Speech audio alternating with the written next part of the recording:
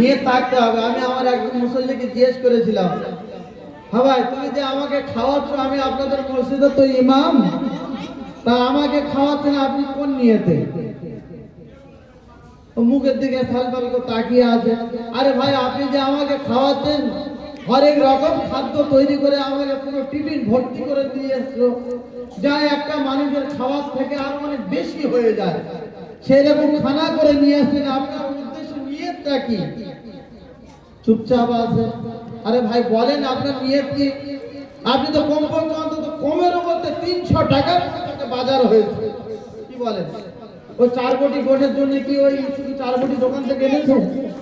নিশ্চয়ই অন্তত কমপক্ষে তো 250 থেকে 500 মানে গেলে গোট আনতে হয়েছে।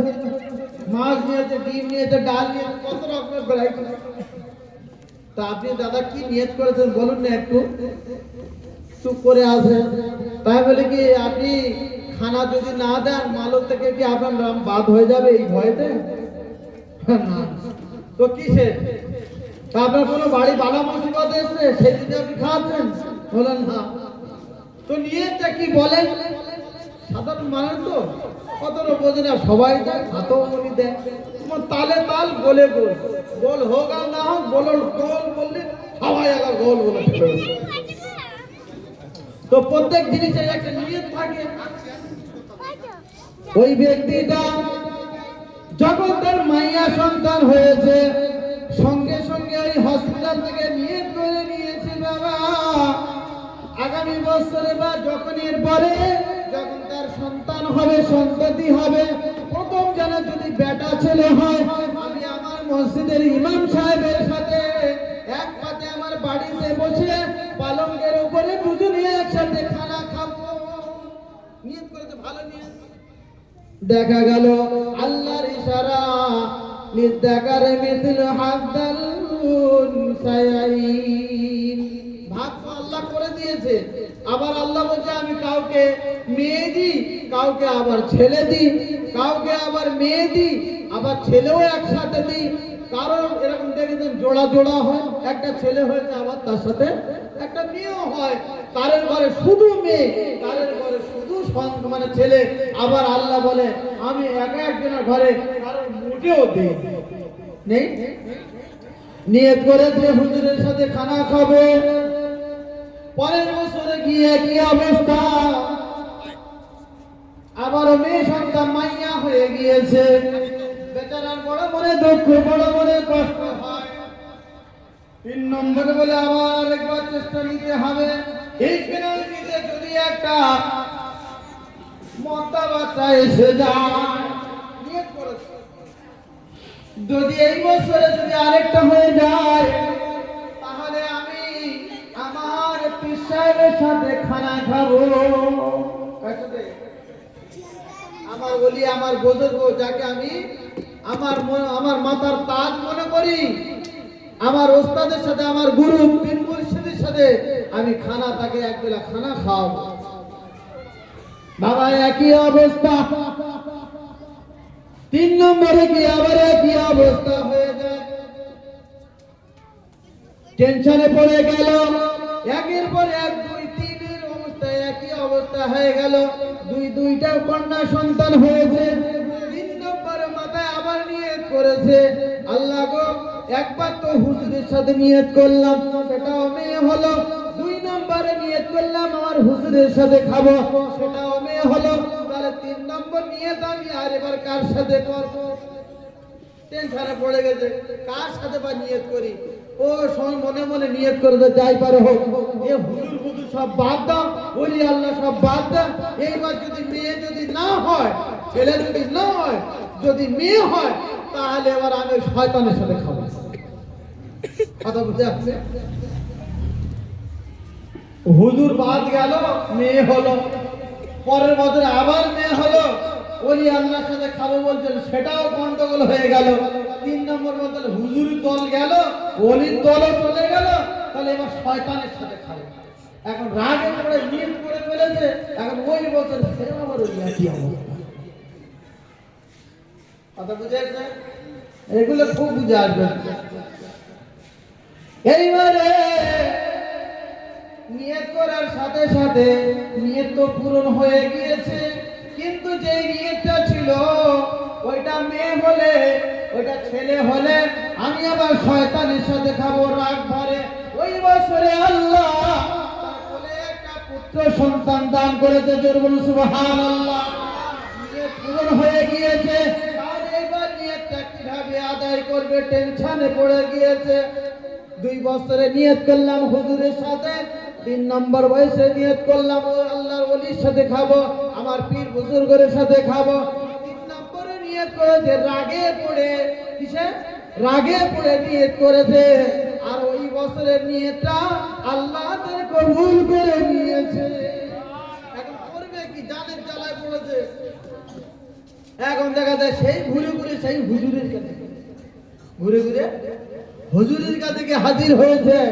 হুজুর, আমি এমন একটা নিয়ত করেছিলাম, আমি শুরু থেকে আপনাকে বলি হুজুর, আমি যেই নিয়ত করেছিলাম সেই নিয়তটা আপনার ভাগ্যে, আপনার তকদিরে ছিল না। এই তকদিরে না থাকার কারণে আপনার খাদ্যটা ক্যান্সেল হয়ে গিয়েছে। ঘটনাটা তার কাছে বললেন, বলে দ্বিতীয় নিয়ত করেছিলাম এটাই, 3 নম্বর নিয়ত করেছি হুজুর, আমার নিয়তটা তো আল্লাহ পূরণ করে দিয়েছে, কিন্তু আমি রাগে পড়ে যে নিয়ত করেছিলাম ওই নিয়তটা কবুল হয়ে যাবার কারণে আমি নিয়ত করেছি এবারে যদি ছেলে হয় তাহলে আমি শয়তানের সাথে বসে খাবো। হায় হায়, কি সর্বনাশ করেছি। হুজুর তো টেনশন পড়ে গেছে। এখন যদি বলে যে আমি শয়তানের সাথে খাবো, তাহলে শয়তান পাবো কোথায়? শয়তান তো আমরা যার পরে রেগে গেলে হট শয়তান, হট শয়তান বলে, এই সকলে শয়তান বলছে, শয়তান কি প্রকৃত শয়তান? ভাই কত বলো, ও তো রাগে পড়ে একদিন তখন শয়তানি কাজ করে, যে শয়তান শয়তান করছে। হুজুর বলল, তাহলে হুজুর যে নিয়ত করেছি আমার নিয়ত তো পূরণ হবে, আর পূরণ যদি না হয় তাহলে বাচ্চার উপর বালা মুসিবত আসবে। ও মানত করেছে তো, আর মানত যদি পূরণ না হয় তাহলে কি হবে? বিপদে পড়ে যাবে। হুজুর বললে, দেখ বাবা, 5 দিন না হয় একদিন জুম্মার দিনে হলেও তুমি নামাজ আদায় করে। বলল, জি জি জি, আমি জুম্মার দিনে নামাজ পড়ি, 5 ওয়াক্তের নামাজটা হয়তো ঠিক মতো পড়তে পারি না। বললে, হ্যাঁ। বলে, এমন তো অবস্থায় তুমি শয়তান খুঁজে পাবে, তুমি শয়তান খুঁজে পেয়ে যাবে। শয়তান তাহলে কোথায় গিয়ে পাবো হুজুর? হুজুর বলে, মুসল্লি গো, তুমি মসজিদে যাবে সবার আগে, সবার আগে গিয়ে গেটে দাঁড়িয়ে থাকবে। যখন দেখবে সমস্ত পরপর 3খানা জুম্মা তোমাকে দেখতে হবে, পরপর 3খানা জুম্মায় তুমি হাজির হবে। দেখবে যেই মানুষটা সবার লাস্টে আসে আর সকলের ফার্স্টে চলে যায়, ওই হলো শয়তান গুরু। এটা সকলের লাস্টে আসে আর সকলের ফার্স্টে বার হয়ে যায়। তবে 1 জুম্মা দেখলে হবে না, ওইটা কিন্তু পরপর কয় জুম্মা? এই জোরে বলেন, কয় জুম্মা? 3 জুম্মা দেখতে হবে। প্রথম জুম্মায় গিয়ে হাজির হয়েছে, গিয়ে দেখছে সকলের শেষে তার বড় চাচা, বড় আব্বা হাজির হয়েছে। সকলের লাস্টে ঢুকেছে। নামাজের পরে চিন্তা করে, আল্লাহ যেন বড় আব্বা সকলের ফাঁকে না বার হয়ে যায়, কারণ বড় আব্বা কি শয়তান বলা যাবে? বলতে পারবো না। দোয়া করে আধা দোয়ায় বাধা হয়ে গিয়ে দোয়া ছেড়ে দিয়েছে, দোয়ার করে না। অনেকে আছে দেখবেন দোয়াও তো ভালোবাসে না, সালাম ফেরাছে, আসসালামু আলাইকুম ওয়া রাহমাতুল্লাহ, ওয়া আলাইকুম সালাম ওয়া রাহমাতুল্লাহ, মাত্র প্রথম সপ্তাহ দেখলো বড় আব্বা, মনে মনে করতে, হায় রে আল্লাহ, কি দিন নিয়ত হলো, নিয়তে কি বড় বড় হয়ে গেল। দ্বিতীয় সপ্তাহে হাজির হয়েছে, সকলের আগে গেটে হাজির হয়েছে, হাজির হয়ে বসে আছে। একের পরে সব এক আসে হাজির হয়, কিন্তু বড় আব্বার আর দেখা যায় না। শেষ বেশ দেখে সেটা ছুটে ছুটে খুতবা চালু হয়েছে। বড় আব্বা ওই দিক দিয়ে হাত পা মুছে তড়াতড়ি মাথায় টুপি দিয়ে আসে। 2 নম্বর জুম্মায় ওই একই অবস্থা। দোয়া শেষে চিন্তা ভাবনা করছে আল্লাহ গো, বড় আব্বাকে বলতে পারছি না, কিন্তু হুজুর তো মানা করেছে যে লাস্টে ঢুকবে আর ফার্স্টে বার হয়ে যাবে, পরপর 3 জুম্মা দেখবে, কিন্তু কোনো কথা বলা যাবে, চুপচাপ মেরে দেখে যাবে। একই অবস্থায় 3 জুম্মায় হাজির হয়েছে, সবার লাগছে। এইবারে ও দোয়ায় জোরে জোরে আমিন আমিন করে, আর আমিন আমিন করতে করতে বড় আব্বার জন্য দোয়া করে, আল্লাহ বড় আব্বার দিলটা নরম করে দাও মাওলা গো, তাহলে কিন্তু আজকের সমস্যা হয়ে যাবে। আজকে খানা রেডি হয়ে গিয়েছে, খানা তৈরি হয়ে গিয়েছে, শয়তানের নিয়ত করে বড় আব্বাকে খাওয়াতে হবে, বড় আব্বার দিলটা যেন নরম হয়ে যায়, মুসল্লি যাওয়ার পরে যেন আমার বড় আব্বাটা বার হয়। বড় আব্বা দেখে একই অবস্থা, শেষ বেশ দেখলো সকলার আগে বড় আব্বা, কিচ্ছু করার নেই, আইনে যেটা পড়েছে এখন গ্রেফতার তো সেটাই হবে নাকি, পাকড়াও হয়ে গিয়েছে। হঠাৎ করে বড় আব্বার কাছে হাজির হয়ে যায়, বড় আব্বার কাছে হাজির হয়ে যাওয়ার পরে ঘরে গিয়ে ডাকে, কিন্তু বড় আব্বার সাথে বহুদিন কথা নাই রে মা। বড় আব্বার সাথে বাচ্চাদের সাথে কোনো খবর নেই, কারণ সামান্য একটু এদিক ওদিক হয়ে যেটা মানে হনুমান হয়ে গেছে, বুঝতে না, অর্থ বড় হয়ে গেছে, পয়সা বড় হয়েছে, শক্তি বড় হয়ে গেছে, ভাও বলে বড় হয়েছে, অর্থ বলে সব দিকে মজবুত হয়ে গেছে, আর কারোর দিকে টাকা বা প্রয়োজন মনে করে না। কিন্তু এ যে এমন একটা ফাঁসা ফেসে গিয়েছে, এখন বড় বাচ্চা হাতে পায়ে ধরে এনে খাওয়াতে করতে বসতে বাধ্য। দরজার দিকে গিয়ে হাজির হয়েছে, কে রে? ও বড় আব্বা আমি সম্মাদ, ও বড় আব্বা আমি সম্মাদ। বলে কি ব্যাপার? আজকে দীর্ঘ 13 বছর তোর সাথে কথা নাই, আজকে হঠাৎ আমার বাড়ির দাবায় হাজির হয়েছি, আবার হয়েছে জুম্মার পরে, বিষয়টা কি বলতে হবে? বলে বড় আব্বা পরে বলবো, পরে বলবো, আমার দিলের মধ্যে একটা নিয়ে ছিল, একটা নয়, দুইটা নয়, 3 নম্বরে একটা বেটা ছেলে হয়েছে, এই জন্য করে আপনাকে দাওয়াত করেছি, বড় আব্বা আপনাকে খাওয়াবো। বড় আব্বা ভাবতে কি ব্যাপার, ঘরে গিয়ে হাজির, খাবার দেখছি বড় আব্বার জন্য একা আছে, আর কারো খাবার নেই, তাহলে একটা ঘরে যদি একটা সন্তান হয় ভালো হয়েছে, কিন্তু আমি একা, এ হারামজাদা আবার বিষ দেয়, কথা বুঝেন? ছেলে হয়েছে ভালো হয়েছে, কিন্তু আমি একা কেন, আর কই একা ভাত খেতে এইবার জানে না তো ধুক ধুক ধুক ধুক, এ হারামজাদা 20 পিসের মধ্যে দিয়ে দিয়েছে, দেওয়ার আমার কি একবার একে তো 13 বছর কথা নেই, আর ফের এই 13 বছর পরে আমাকে হাজির এনেছে, এনার আমাকে খাওয়াতে বলেছে, ব্যাপারটা এবার বড় আব্বা বলে না না না, ওর খাদ্য আমি খাবো না। বলে কেন বড় আব্বা? বলে না, আমার মনের মধ্যে সন্দেহ হয়, 13 বছর তোর সাথে কোনো আলাপ নেই, কোনো রকমের কোনো গল্প গুজব নেই, হঠাৎ করে তুই আমাকে, আজকে আমি বারবার কয়েক সপ্তাহ ধরে দেখছি তুই মসজিদের গেটে দাঁড়িয়ে থাকিস, আমি যাই, আমি বার হয়ে যাই, সেই জুম্মায় দেখলাম তোর মনটা খুব ছোট হয়ে গিয়েছে, আর সাথে সাথে তুই আমার বাড়ি এসে আমাকে দাওয়াত করছি, ব্যাপারটা কি? ভালোবাসার লোক কোনটা তো আমি ভালো বুঝতে পারছি না। তাহলে বড় আব্বা খাবে না, রে শুনবে না, আর এ না খেলে এর মানত কবুল জোরে বলেন হবে না। এখন লাস্টে সুর করে বড় আব্বার কাছে ঘটনা বলো, বড় আব্বা প্রথম যখন আমার মানে গেলে মেয়ে হয়, আমি নিয়ত করেছিলাম আল্লাহ ফার্স্টে যদি ছেলে হয় আমি আমার মসজিদের ইমাম সাহেবের সাথে আমি বসে খানা খাবো, দ্বিতীয় বছরে আমি নিয়ত করলাম যদি আমার ফের যদি মেয়ে হয়, মানে কি বলে যদি বেটা ছেলে হয়, তাহলে এবছর তো গেল গেল, এর থেকে আমি একটু উপরে গেলাম, আমার আউলিয়া আমার হুজুরের সাথে বসে আমি খানা খাবো, সে বছরে আবার ফের মেয়ে হলো, তৃতীয়বারে আমি নিয়ত করলাম যে এই বছরে যদি আল্লাহ একটা বেটা ছেলে দেয়, এবার আমি শয়তানের সাথে বসে খাবো। হ্যালো,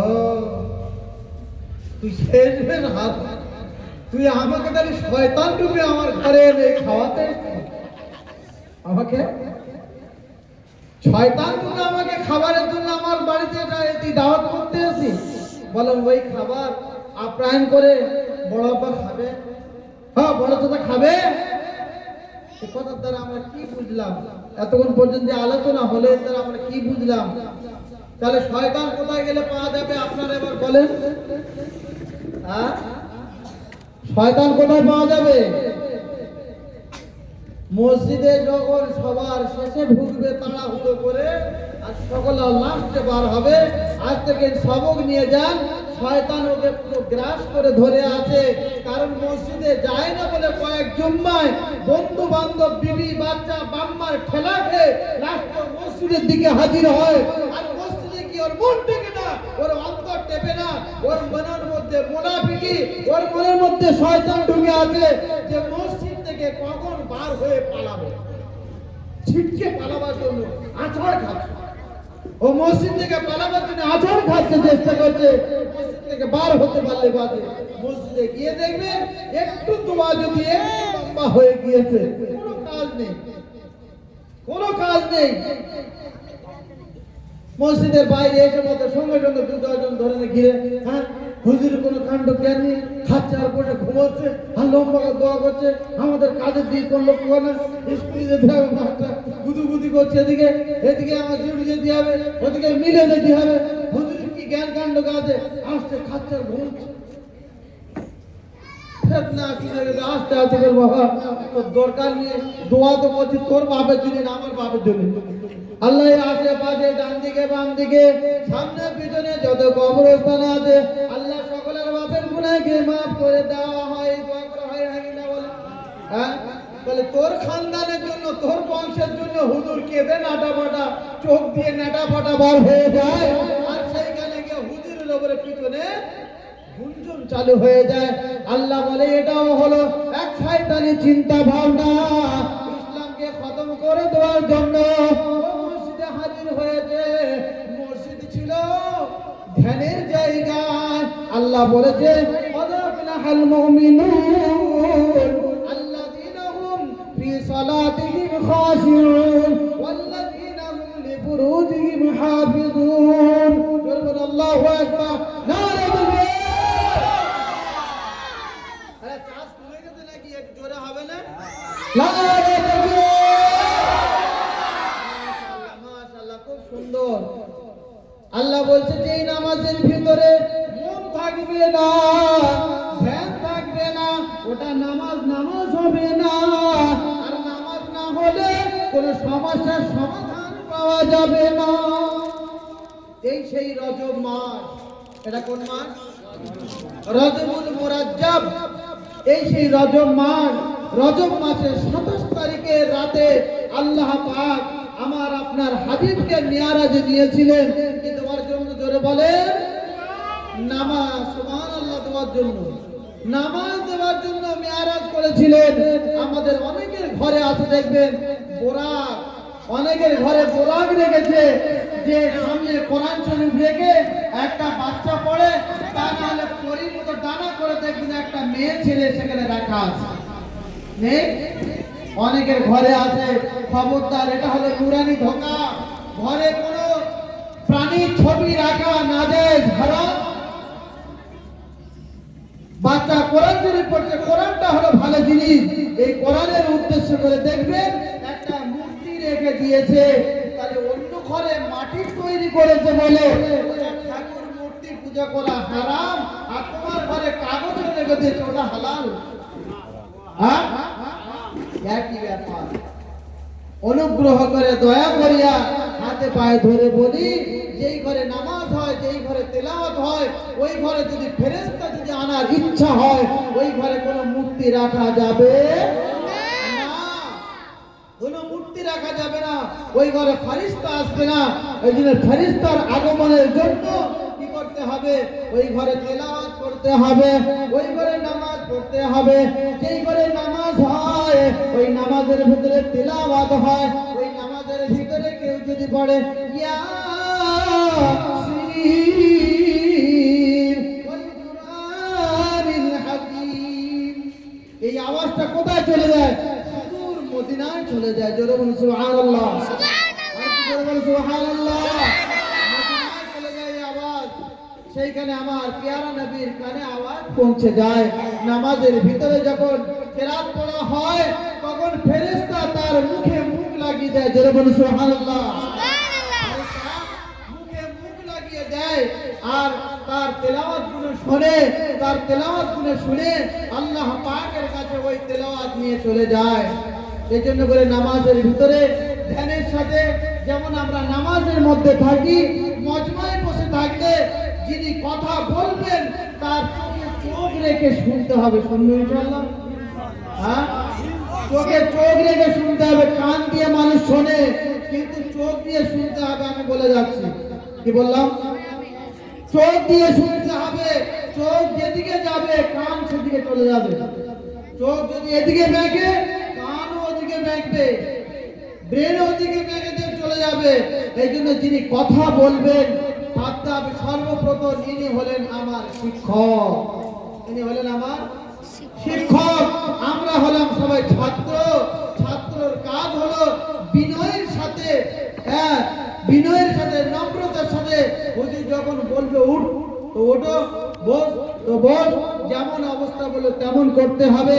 চোখ দিয়ে চোখের সাথে মিলিয়ে প্রত্যেকটা কথা আমরা শুনবো ইনশাআল্লাহ। জোরে বলেন ইনশাআল্লাহ। ওয়া তাওফীকি ইল্লা বিল্লাহ আলাইহি তাওয়াক্কালতু ওয়া ইলাইহি উনীব। আল্লাহুম্মা সাল্লি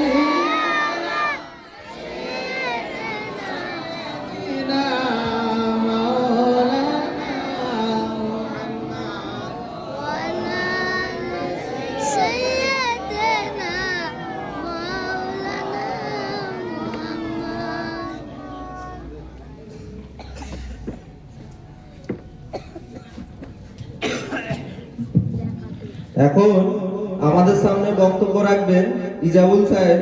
ওনাকে বরণ করে নেবেন আমাদের মান্নান কাকা। নারে তাকবীর, নারে তাকবীর।